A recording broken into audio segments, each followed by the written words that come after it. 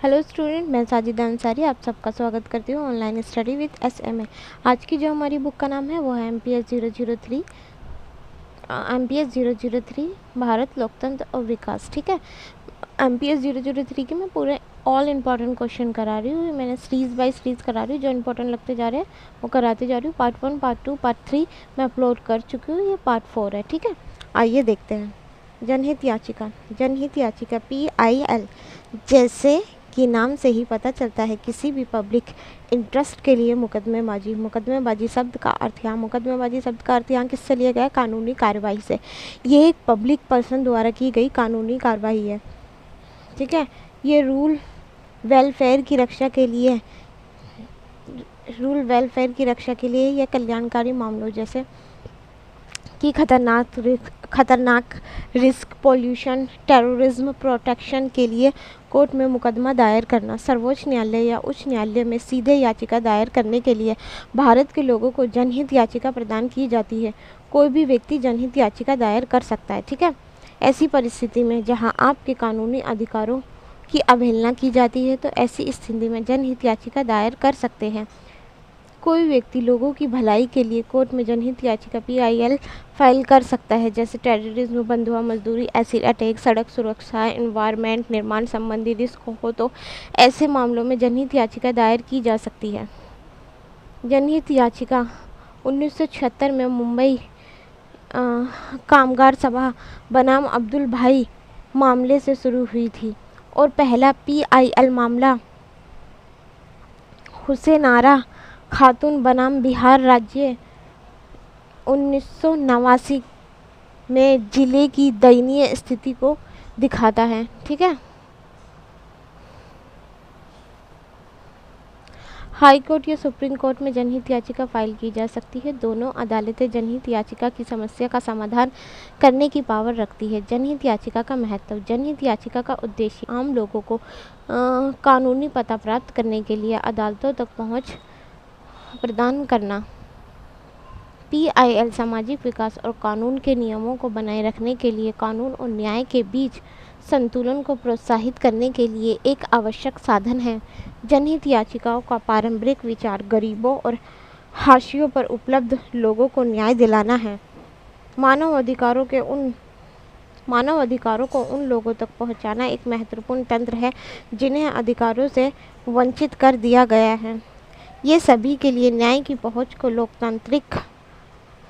लोकतांत्रिकरण करता है। कोई भी नागरिक या कंपनी उन लोगों की ओर से याचिका दायर कर सकती है जिनके पास करने के लिए साधन नहीं है। इसके अतिरिक्त ये न्यायिक समीक्षा की अवधारणा को लागू करने के लिए एक महत्वपूर्ण उपकरण है। जनहित याचिका गुणवत्ता के अधिकारों को बढ़ावा देने के लिए एक व्यापक गुंजाइश प्रदान करती है।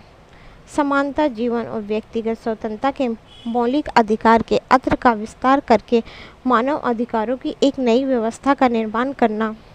जनहित याचिका भारतीय सामाजिक कानून को स्पष्ट करती है। ये सुनिश्चित करता है कि वे उचित निर्णय लें।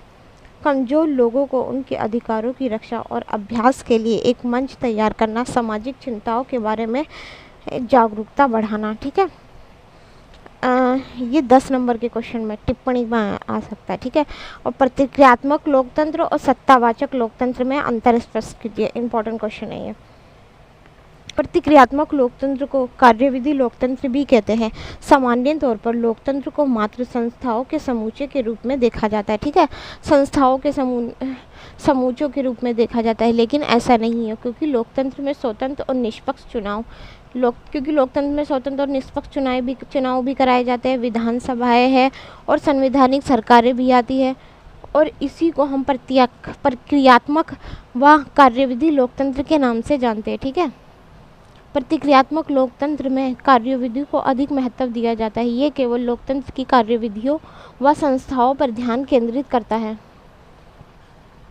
लोकतंत्र की जो कार्यविधि है वो केवल संस्थाओं पर जोर देती है, जिसके कारण ये समस्या उत्पन्न होती है कि आम लोगों की अवहेलना हो जाती है। प्रतिक्रियात्मक लोकतंत्र का सारा ध्यान केवल संस्थाओं और कार्यविधि पर होता है, जिसके कारण सब लोगों के पास समानता का अधिकार तो है, लेकिन उसके बावजूद एक बहुत बड़ा वर्ग इस समानता के अधिकार से अछूता रह जाता है और निर्णय लिए जाने पर दूसरों की उपेक्षा अपने मत अधिकार का प्रयोग कम कर पाता है। अगर हम व्यक्ति की बात करें तो ऐसे कौन से व्यक्ति हैं जो अपने मत अधिकारों का कम प्रयोग नहीं कर पाते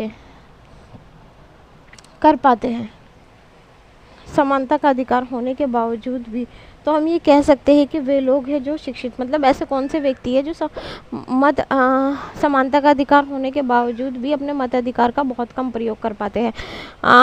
ठीक है, तो ऐसे वह लोग जो कम शिक्षित व अनपढ़ है तथा सामाजिक रूप से अभावग्रस्त है, तो ये नागरिक कहीं न कहीं लोकतंत्र में निष्क्रिय भूमिका निभाते हैं। समानता का अधिकार होने के बावजूद भी लोकतंत्र में अपनी भागीदारी सुनिश्चित नहीं कर पाते हैं। प्रतिक्रियात्मक लोकतंत्र के अनुपालक आमतौर पर यह मानते हैं कि भारत में लोकतंत्र सफल रहा है। इस मूल्यांकन के मापदंड है भागीदारी और प्रतिस्पर्धा। ये भारत में चुनावों को प्राथमिकता और चुनाव जीतने के लिए राजनीतिक बलों के बीच प्रतिस्पर्धा द्वारा दर्शाए जाते हैं। मतदान प्रतिशत और पार्टियों द्वारा पड़े हुए वोटों की गणना भागीदारी को दर्शाते हैं। वे लोग जो लोकतंत्र की सफलता को चुनावों, भागीदारी और प्रतिस्पर्धा की नज़र से देखते हैं, लोकतंत्र के मूल्यांकन के लिए सर्वेक्षण विधि अपनाते हैं। यद्यपि कुछ विद्वान जो सर्वेक्षण आधारित विश्लेषण को अपनाते हैं, ये महसूस करते हैं कि सर्वेक्षण विश्लेषण त्रुटियों से भरपूर होते हैं और गुणात्मक आंकड़े द्वारा समर्थित नहीं होते तथा चुनावों के बीच की अवधि के लिए आंकड़े भी प्रदान नहीं करते। स्वतंत्रता के पश्चात प्रथम 15 वर्षों के दौरान Kothari M Franda Paul R Brassfield M Myron Weiner जैसे विद्वानों ने चुनाव अध्ययन कराने के लिए सर्वेक्षण विधि अपनाई।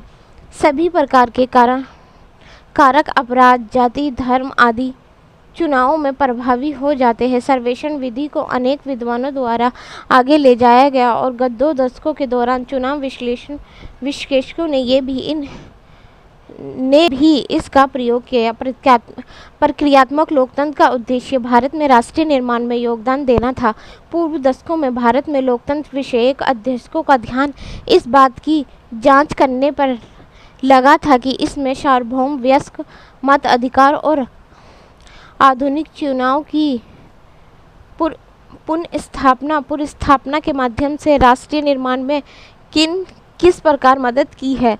इसको आधुनिकीकरण सिद्धांत के रूप में भी जाना गया है। ठीक है, अब सत्तावाचक लोकतंत्र में नागरिकों का एक समाज है जो राजनीतिक रूप से वचनबद्ध होता है और विभिन्न मतों के लिए सहज होता है। इसी को हम सत्तावाचक लोकतंत्र मानते हैं। प्रतिक्रियात्मक लोकतंत्र में क्या था? संपूर्ण ध्यान केवल लोकतंत्र की कार्यविधि और संस्थाओं पर था, जिसकी वजह से क्या हो रहा था? समानता का अधिकार होने के बावजूद भी एक बहुत बड़ा वर्ग अपने मताधिकार का प्रयोग नहीं कर पा रहा था, उससे अछूता रह जा रहा था। लेकिन सत्तावाचक लोकतंत्र में इसके विपरीत होता है। इसमें नागरिक जो होता है वो अपने शासकों का चुनाव करता है और यदि वे सही कार्य नहीं करते तो उनको उत्तरदायी ठहराने के लिए सामाजिक रूप से ये सारे व्यक्ति मिलकर काम करते हैं। ठीक है, इस प्रकार लोकतांत्रिक प्रक्रिया कुछ व्यक्तियों या समूह का नहीं बल्कि सभी के हितों का सम्मान करती है।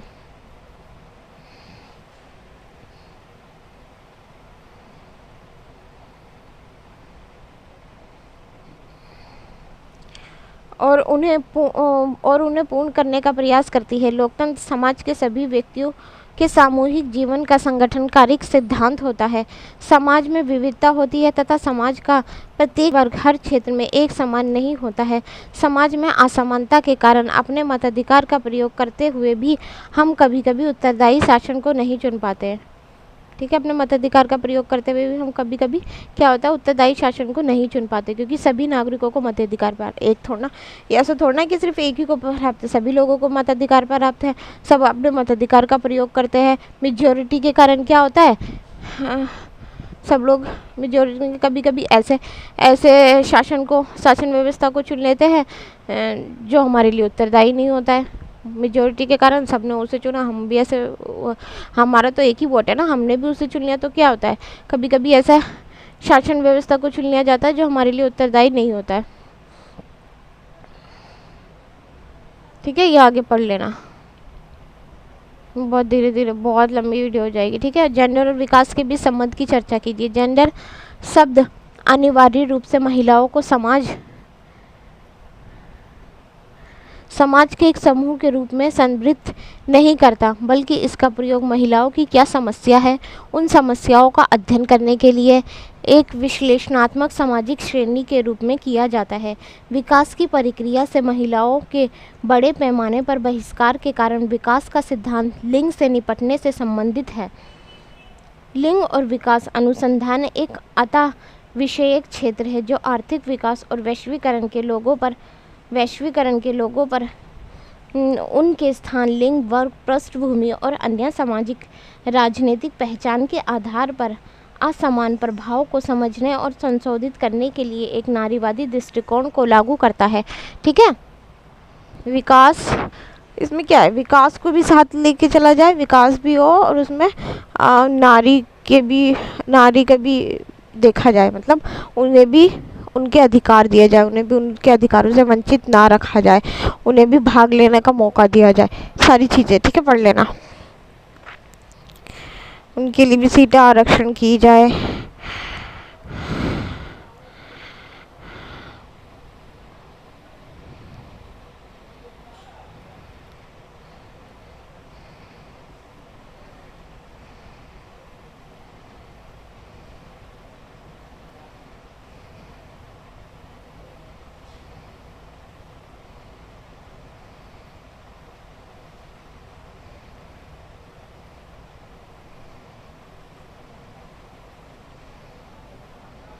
अशोक मेहता समिति की रिपोर्ट। ठीक है, ये भी टिप्पणी में आ सकता है। ठीक है, अशोक मेहता समिति जो है पंचायती राज से संबंधित है। ठीक है, अशोक जो मेहता समिति है वो किससे संबंधित है, पंचायती। जब अशोक मेहता समिति की बात हो समझ जाना है पंचायती राज से संबंधित है। अशोक मेहता समिति का गठन दिसंबर 1977 ई अशोक मेहता की अध्यक्षता में किया गया था।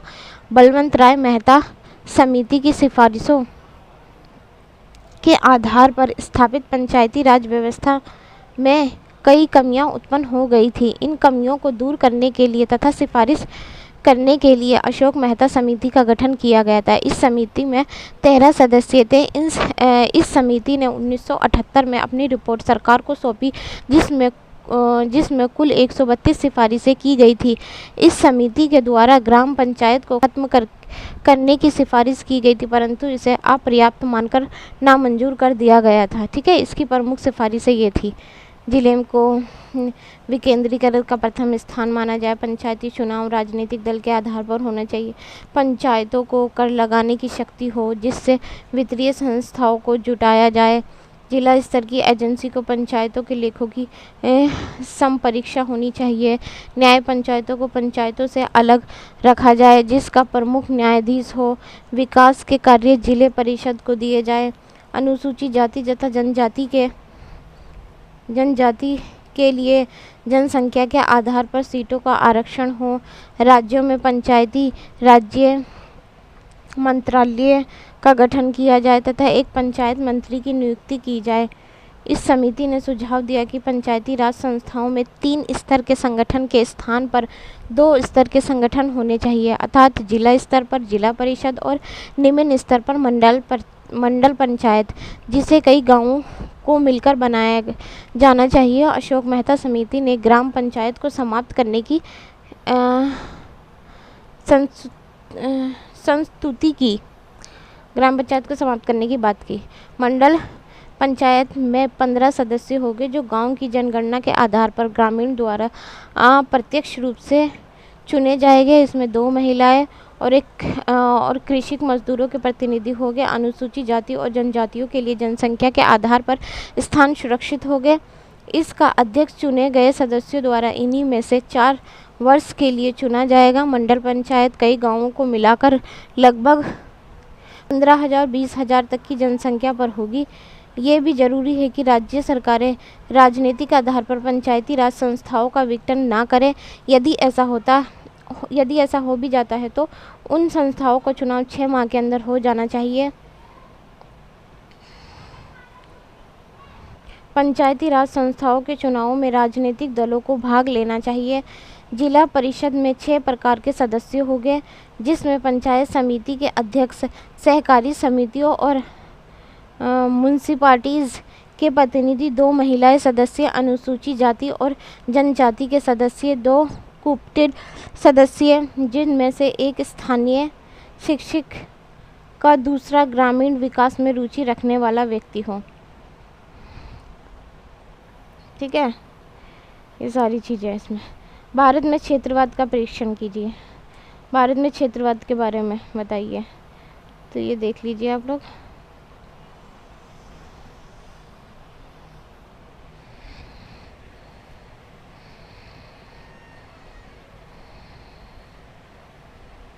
भाषा, धर्म, संस्कृति, सारी चीज़ के आधार पर क्षेत्रवाद मांग करते नहीं ये लोग। हमारी भाषा अलग है तो हमें अलग राज्य चाहिए। क्या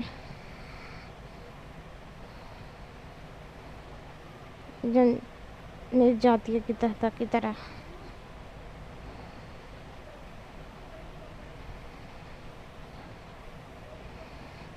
हित समूह के लक्षणों की चर्चा कीजिए। हित समूह को दबाव समूह भी कहते हैं। ठीक है, हित समूह आए या दबाव समूह आए, आंसर आपको ये लिखना है। जब कुछ संगठन अपने सदस्यों के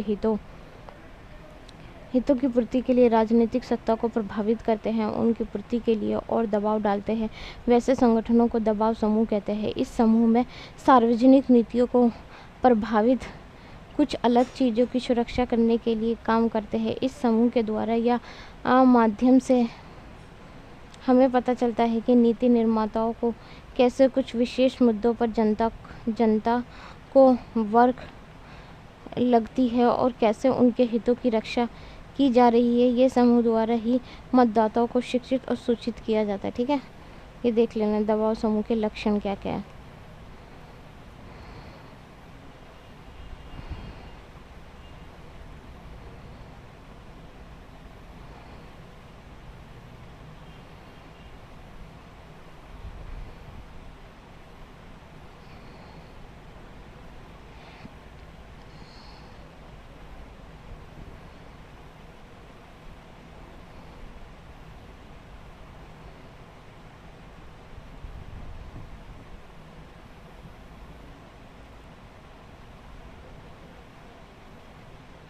आज की हमारी वीडियो यहीं समाप्त होती है। अगर आपको मेरी वीडियो अच्छी लगी तो please like, share and subscribe जरूर करें। Thank you.